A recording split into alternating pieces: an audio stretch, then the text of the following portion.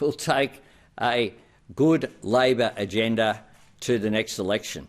And can I say this, if you look at policies that we've already announced, I'll give you a few biggies that we've announced.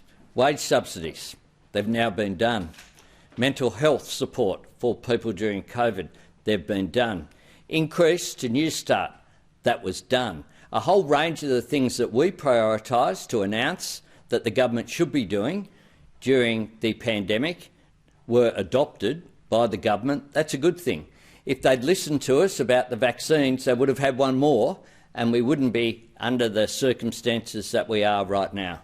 Were you frustrated by his speech yesterday, Bill Shorten's speech, as some of your colleagues were? Not at all. Bill Shorten launched a book. Labor Party people write books. Labor Party people launch books. We're the party of ideas. The Prime Minister today said that he's consulting with former Prime Ministers Howard and Rudd in relation to resetting the China relationship. Should he go a step further in relation to getting their involvement in resetting that relationship? Well, I wrote to the Prime Minister last week suggesting that he engage with former Prime Ministers Rudd and Howard, both of whom have significant relationships with China, and as well, of course, Kevin Rudd has significant relationships with the incoming Biden administration as well. It's very clear that when Australian jobs in industries as diverse as wine, education, the timber industry, coal and other exports are under threat because of what has occurred with the breakdown in the relationship and China's actions.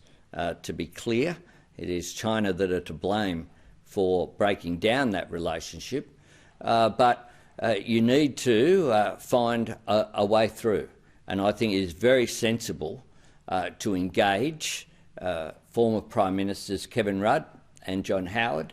That is suggestions that have come to me from senior people in the business community as well as people in the union movement who've been worried about jobs. Mr Albanese, just back on this speech, what are you going to be doing in the next coming months to win the working class vote? Bill Shorten is saying that the oxygen the party's been taking out of focusing on work and workers and it's more on environmental issues. What are you going to do to win back the working class for Labour? You'll see a range of policies rolled out. I'm focused on looking outwards, not focused on internals, and that's the way that we'll be successful. If we focus on ourselves, then we won't be successful. And I note that the Labor Party review was handed down more than a year ago, at the end of 2019. There's nothing that I've seen put forward in recent times that wasn't contained in that review.